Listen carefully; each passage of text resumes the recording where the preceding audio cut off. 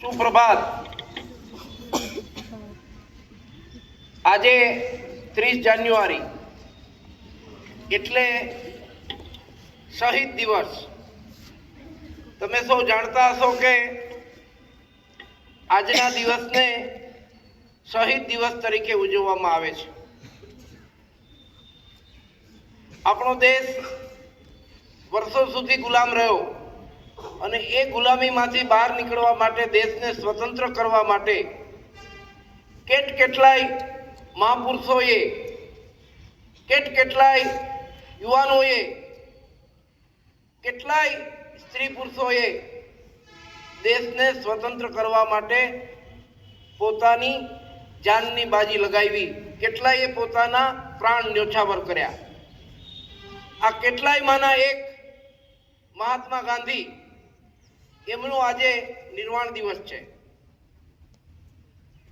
તમે જાણો છો એ પ્રમાણે ગાંધીજી રોજ સાંજના સમયે પ્રાર્થના સભામાં જતા હતા।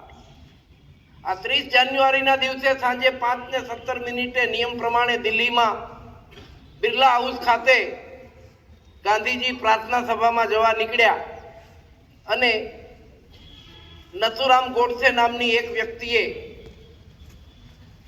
એમને ગોળી મારીને એમની હત્યા કરી। આખા દેશમાં નહીં પરંતુ આખી દુનિયામાં એક પ્રકારનો સન્નાટો છવાઈ ગયો, શોકનું મોજું ફેલાઈ ગયું।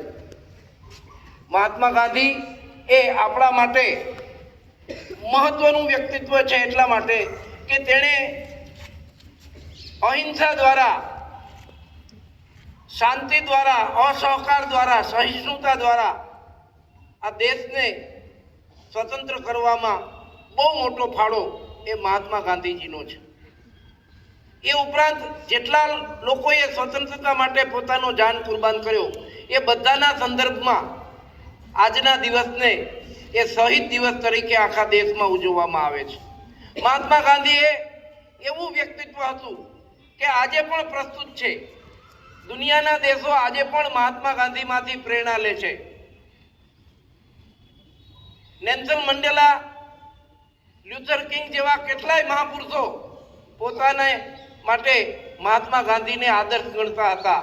એવા મહાત્મા ગાંધીજીને આપણે આ યાદ કરીએ, એમના જીવનમાંથી પ્રેરણા લઈએ। આજના દિવસે આ દિવસ આખા દેશ માટે મહત્વનો છે।